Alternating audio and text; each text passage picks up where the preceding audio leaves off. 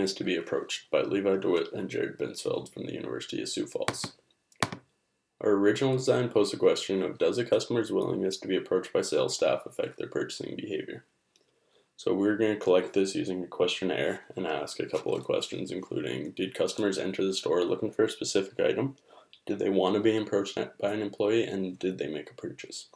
Our hypothesis was that when a customer who is looking for a specific item is approached by sales staff, they are more likely to make a purchase. If a customer is not looking for a specific item and is not approached by sales staff, then they are more likely to make a purchase.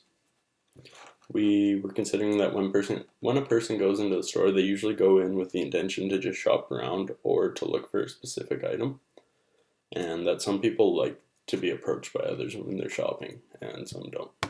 Obviously, this plan had to be modified due to the spread of COVID-19. We weren't able to collect any data, so instead we found pieces of literature that we found could benefit our study. The first piece of literature considers employee customer reactions when it comes to service apparel, and this study focused on customers approaching employees. So some ways that this can be improved is by having employees wear the same uniform and something that's easily recognizable, so customers know where employees are at all times. And this also makes people think that employees look more professional, they look like experts, they look very knowledgeable on the subject that they're selling. The second piece of literature considers relationship selling on the performance of salespeople. There's many benefits to relationship selling, we learned, such as long-term repurchasing decisions. So if employees, salespeople in particular, are more willing to open up about themselves and the company to the person they're selling to, then there's a better chance that a stronger bond will be developed between buyer and seller, which can prove positive in long-term repurchasing decisions. The third piece of literature considers employees' unsolicited actions, and this has been shown to increase customer delight. This actually didn't agree with our hypothesis. We didn't think that everybody essentially would want to be approached by an employee when they enter a store, and yet this study found that generally speaking, people want an employee to approach them when they enter a store. The fourth piece of literature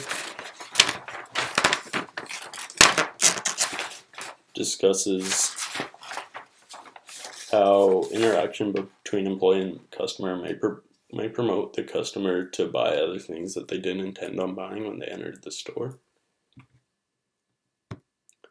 And finally, our fifth piece of literature measured how employee empowerment can improve customer behaviors. So employees who feel as though they are in control of their job and that they're the ones who are driving what they're doing are found to be more confident in themselves and feel more adept at doing their job and providing solutions for customers. This gives employees lots of confidence, which is key to being a good salesperson. So we found through these pieces of literature that customers generally want to be approached by an employee when entering a store. Many of these pieces did not directly correlate to our study, but we felt like these articles still helped us learn about buyer-seller relations, which was essentially the goal of the study. Practically, this can be applied in a number of ways, the things we've learned. We learned that salesperson training is very important for the buying experience. Employees who have confidence are better at performing their job, essentially. This is very important for new hires, and this should be something that is implemented by the sales manager. There should be some sort of training program for salespeople when they get hired, essentially. So employees shouldn't just go up to a customer with the intention of selling something and improving the commission. Instead, they should look to create a relationship with the customer. This relationship can, obviously relationships can last for a long time, and when it's between buyer and seller, this usually means that the seller is going to be selling a lot of things to the same buyer over and over again, which makes for easy selling practice.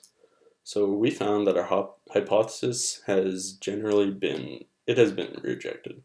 Each piece of literature that we found that felt like directly correlated found that essentially customers want to be interacted with. Whether or not they entered the store with a product in mind doesn't really matter.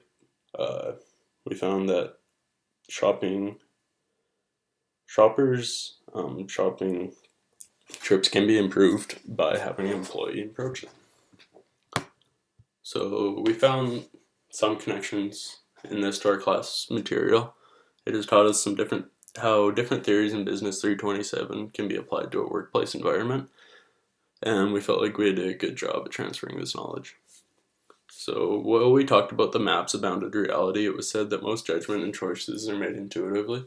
For this study, the employees would need to make the customer feel like they needed the product without having to think twice. In Chapter 2 of O'Reilly, he talks about how decisions may not be rational but are more gut feeling.